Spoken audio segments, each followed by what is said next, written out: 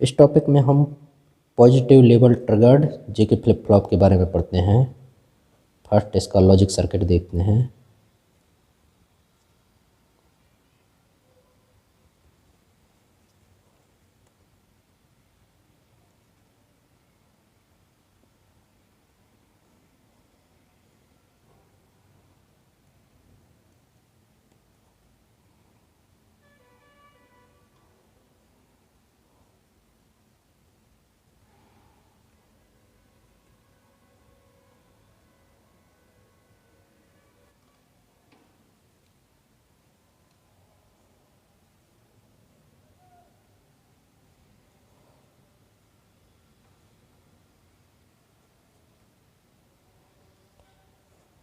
यहाँ आउटपुट से एक फीडबैक जो है इनपुट के लिए लाते हैं,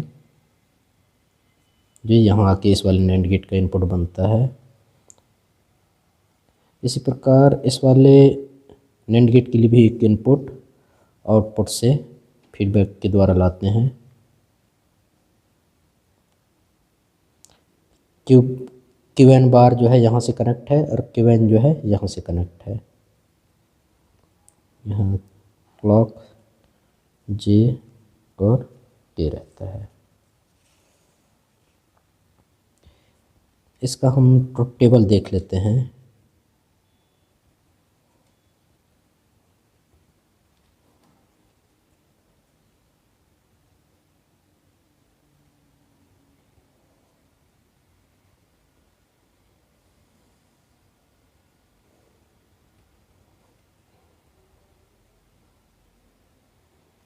जब क्लॉक जीरो रहता है मतलब डिसेबल रहता है, तब जे और के की वैल्यू कुछ भी हो जाए, नया वैल्यू पुराने के बराबर ही होगा। जब क्लॉक 1 होता है मतलब इनेबल होता है। जब जे और के की वैल्यू 0 रहता है तो नया वैल्यू पुराने के बराबर रहता है, मतलब नया आउटपुट पुराने आउटपुट के बराबर रहता है। जब क्लॉक की वैल्यू 1 रहती है, जे की वैल्यू 0, के की वैल्यू 1 रहती है, तो हमेशा नया आउटपुट जो है, नया आउटपुट 0 प्राप्त होता है, भले पिछला वैल्यू कुछ भी रहे। जब क्लॉक 1 रहता है, जे की वैल्यू 1 तथा के की वैल्यू 0 रहता है, तो नया आउटपुट 1 प्राप्त होता है, भले पिछला वैल्यू कुछ भी रहे। जब क्लॉक 1, जे की वैल्यू 1, के की वैल्यू 1 रहता है, तब नया आउटपुट पिछले आउटपुट का कॉम्प्लीमेंट होता है। इसका सिंबल देख लेते हैं।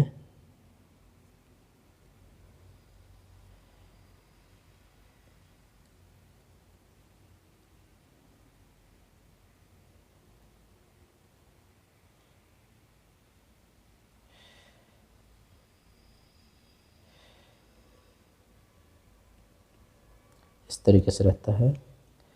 हम इस ट्रुथ टेबल को एक बार चेक कर लेते हैं कि ये बनता कैसे है। दिए हुए फ्लिप फ्लॉप के सर्किटों में उस नैंड गेट का आउटपुट पहले निकालना है जिसके इनपुट में 0 दिया हो। इसे सभी सर्किटों के लिए ध्यान रखें। यहाँ नैंड गेट का ट्रुथ टेबल भी है, लेकिन ये 2 इनपुट नैंड गेट का है।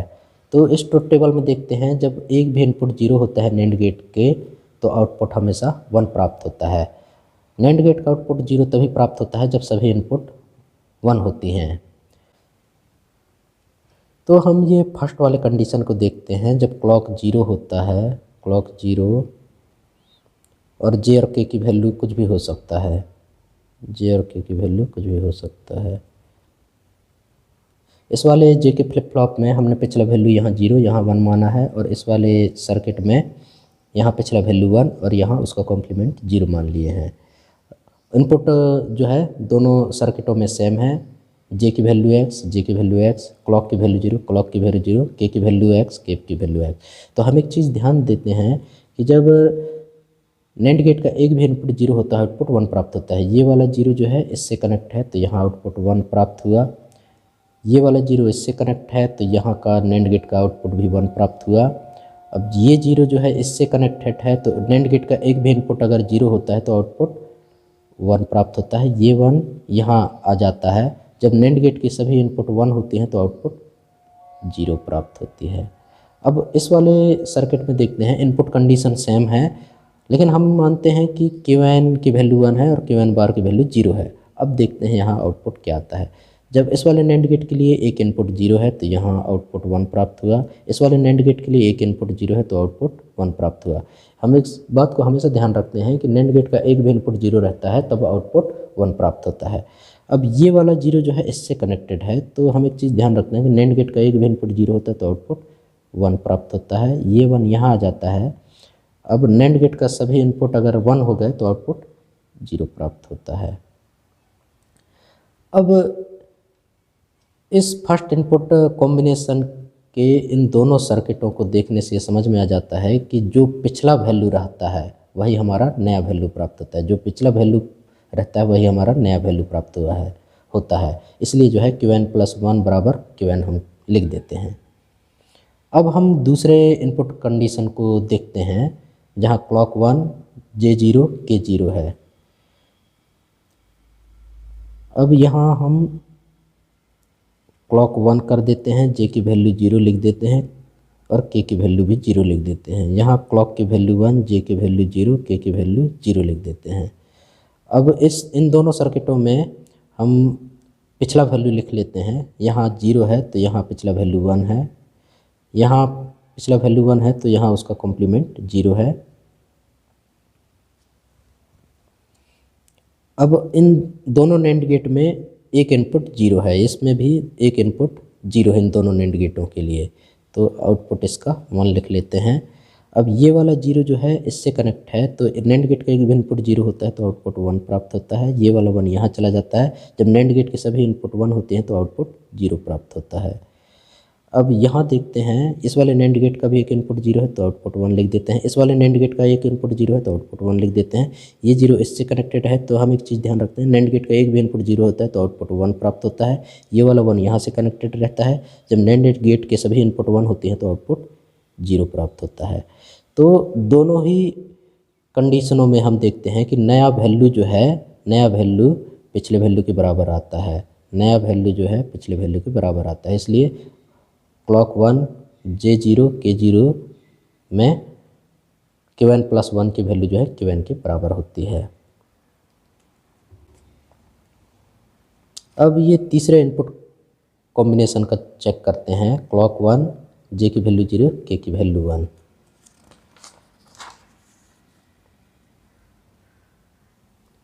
J की वैल्यू 0, K की वैल्यू 1 क्लॉक 1 में। हमने यहाँ भी देखते हैं J की वैल्यू 0, क्लॉक की वैल्यू 1, K की वैल्यू 1।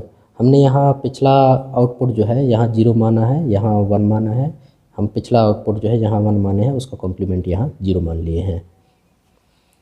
तो एक इनपुट 0 है तो इस वाले NAND गेट का आउटपुट हम 1 लिख देते हैं, लेकिन यहाँ इसकी वैल्यू 1 है, इसकी वैल्यू 1 है, तो ये तीसरा इनपुट को हमें चेक करना पड़ेगा। तीसरा इनपुट की वैल्यू 0 है तो यहाँ भी इस वाले NAND गेट का आउटपुट 1 होगा, क्योंकि NAND गेट का एक भी इनपुट 0 होता है तो आउटपुट 1 प्राप्त होता है। ये वाला 0 इससे कनेक्टेड है। NAND गेट का एक भी इनपुट 0 होता है तो आउटपुट 1 प्राप्त होता है। ये 1 यहाँ आता है। जब NAND गेट के सभी इनपुट 1 होती हैं तो आउटपुट 0 प्राप्त होता है। अब यहाँ देखते हैं इस वाले NAND गेट के लिए एक इनपुट 0 है तो आउटपुट 1 लिख देते हैं, जैसे कि NAND गेट का एक भी इनपुट 0 होता है तो आउटपुट 1 प्राप्त होता है। अब इस वाले NAND गेट के लिए क्लॉक 1 है, K की वैल्यू 1 है, तो इसको चेक करते हैं यहाँ क्या है। तो इसकी वैल्यू जो है 1 है। तो जब NAND गेट के सभी इनपुट 1 होती हैं तो आउटपुट 0 प्राप्त होता है।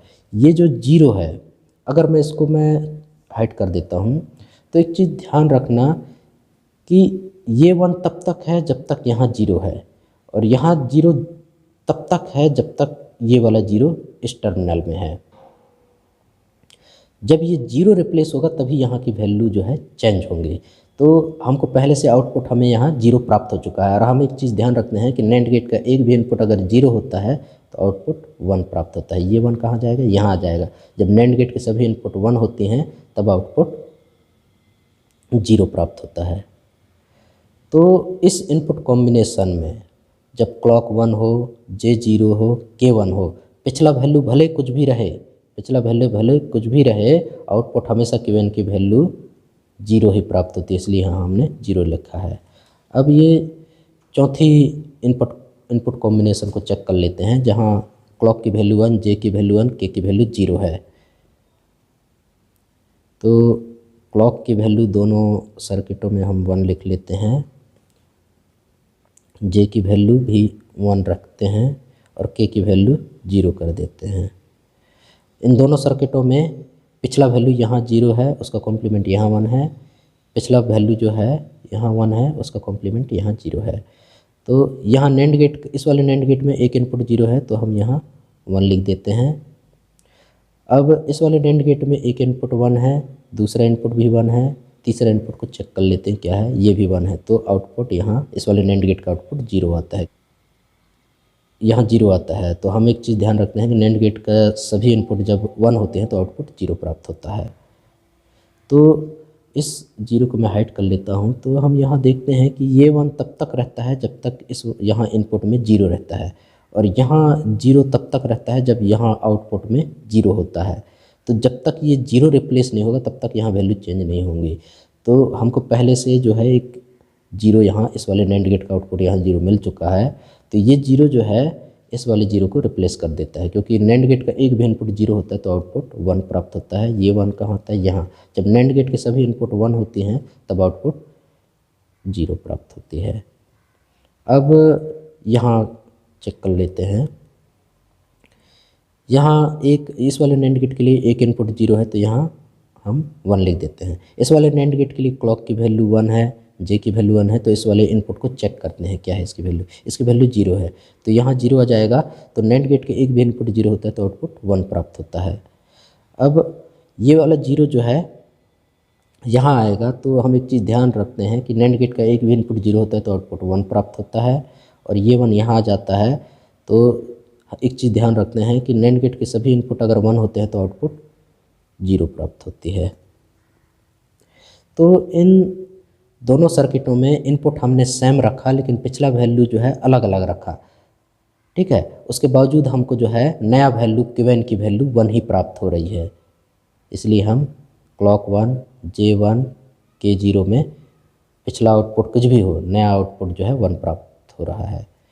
अब यहाँ देखते हैं 5वीं कंडीशन, जब क्लॉक की वैल्यू 1, जे की वैल्यू 1, के की वैल्यू 1 होती है तो आउटपुट क्या होता है। तो जे की वैल्यू भी 1, क्लॉक की वैल्यू भी 1, के की वैल्यू भी 1, जे की वैल्यू 1, क्लॉक की वैल्यू 1, के की वैल्यू 1। अब इन दोनों सर्किटों में, इस वाले सर्किट में पिछला वैल्यू यहाँ 0 यहाँ 1 ले लिए, यहाँ पिछला वैल्यू यहाँ 1 यहाँ 0 ले लिए। तो अब देखते हैं क्या होता है। तो इस वाले नैंड गेट के लिए एक क्लॉक की वैल्यू 1 है, जे की वैल्यू 1 है, तो इसको चेक करते हैं क्या है, इसकी वैल्यू भी 1 है। जब नैंड गेट के सभी इनपुट 1 हो जाते हैं तो आउटपुट 0 प्राप्त होता है। इसी प्रकार से इस वाले नैंड गेट के लिए यहाँ क्लॉक की वैल्यू 1 है, के की वैल्यू 1 है, तो यहाँ देखते हैं इसकी वैल्यू क्या है, तो इसकी वैल्यू 0 है। तो नैंड गेट की एक भी इनपुट अगर 0 होता है तो आउटपुट 1 प्राप्त होता है। ये 1 तब तक यहाँ रहेगा जब तक यहाँ 0 रहेगी, और ये 0 यहाँ तब तक रहेगा जब तक आउटपुट में यहाँ 0 रहेगी। यहाँ की वैल्यू तभी चेंज होंगे जब ये वाला 0 रिप्लेस होगा। तो हम एक चीज़ ध्यान रखते हैं कि नैंड गेट का एक भी इनपुट 0 होता है तो आउटपुट 1 प्राप्त होता है। यहाँ हमको नैंड गेट का, ये इस वाले नैंड गेट का आउटपुट यहाँ 0 प्राप्त हुआ है, जो इसके लिए इनपुट के तरीके से है। तो इस वाले नैंड गेट का एक इनपुट 0 है तो आउटपुट 1 प्राप्त होगा, मतलब 0 से 1 में रिप्लेस कर दिया। ये 1 जो है यहाँ आएगा, जब नैंड गेट के सभी इनपुट 1 होते हैं तो आउटपुट 0 प्राप्त होती है। इसी प्रकार से देखते हैं इस वाले जेके फ्लिप फ्लॉप के लिए, इस वाले नैंड गेट के लिए क्लॉक की वैल्यू 1, जे की वैल्यू 1, तो यहाँ देखते हैं क्या है, इसकी वैल्यू 0 है। तो नैंड गेट का एक भी इनपुट 0 होता है तो आउटपुट 1 प्राप्त होता है। अब इस वाले नैंड गेट के लिए क्लॉक की वैल्यू 1, के की वैल्यू 1, इसको चेक करते हैं क्या है, इसकी वैल्यू भी 1 है। जब नैंड गेट के सभी इनपुट 1 होती हैं तब आउटपुट 0 प्राप्त होता है। अब इसको मैं हाइड कर लेता हूँ। ये वाला 1 यहाँ तब तक रहेगा जब तक इसके इनपुट में 0 रहेगा, यहाँ 0 तब तक रहेगा जब तक कि ये वाला आउटपुट में 0 रहेगा। यहाँ की वैल्यू तभी चेंज होंगी जब ये वाला 0 चेंज हो जाएगा। तो हम एक चीज़ ध्यान रखते हैं कि इस वाले नैंड गेट के लिए इनपुट 0 प्राप्त हुआ है। जब नैंड गेट का एक भी इनपुट 0 रहता है तो आउटपुट 1 हो जाता है। ये वाला 1 यहाँ आ जाता है, 1 1 यहाँ हो जाते हैं। जब नैंड गेट के सभी इनपुट 1 होते हैं तो आउटपुट 0 प्राप्त होता है। अब इस चीज़ को ध्यान रखो, सेम इनपुट कॉम्बिनेशन में जहाँ जे के और क्लॉक की वैल्यू 1 है, जे के और क्लॉक की वैल्यू 1 है, तो यहाँ जो आउटपुट प्राप्त हो रहा है, यहाँ 1 प्राप्त हुआ है, यहाँ 0 प्राप्त हुआ है। तो नया आउटपुट जो है पिछले आउटपुट का कॉम्प्लीमेंट है, नया आउटपुट जो है पिछले का कॉम्प्लीमेंट है।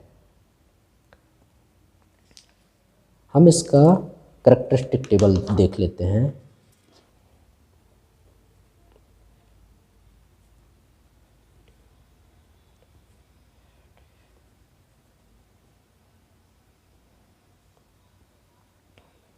जे के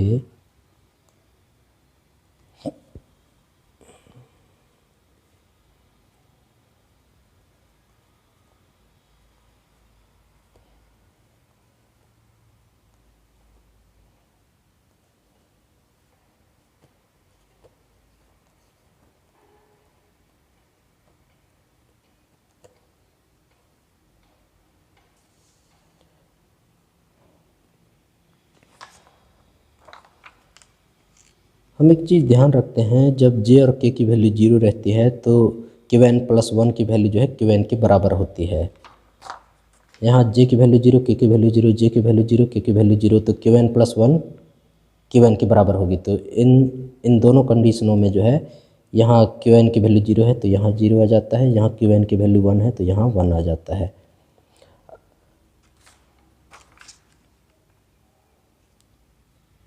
जब जे की वैल्यू 0, के की वैल्यू 1 होता है तो हमेशा आउटपुट 0 प्राप्त होता है, भले पिछला वैल्यू कुछ भी हो जाए।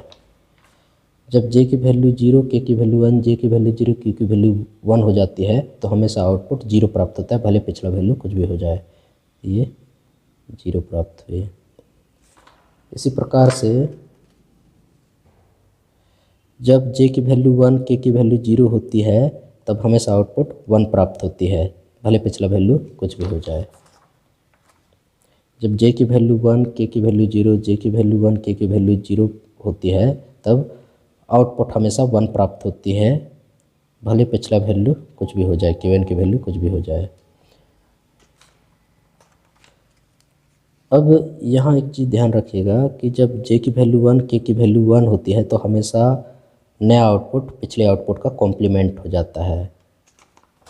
जब जे की वैल्यू 1, के की वैल्यू 1, जे की वैल्यू 1, के की वैल्यू 1 हो जाती है तो नया आउटपुट पिछले आउटपुट का कॉम्प्लीमेंट हो जाता है। मैं पिछला आउटपुट यहाँ 0 था तो यहाँ 0 का कॉम्प्लीमेंट 1, और पिछला आउटपुट यहाँ 1 था तो 1 का कॉम्प्लीमेंट 0 प्राप्त होती है।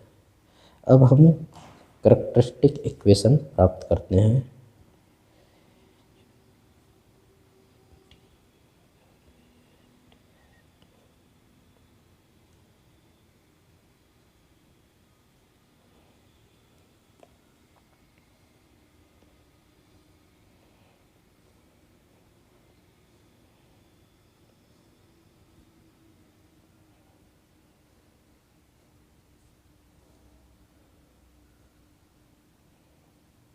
तीन इनपुट वेरिएबल हैं जे, के और Qn।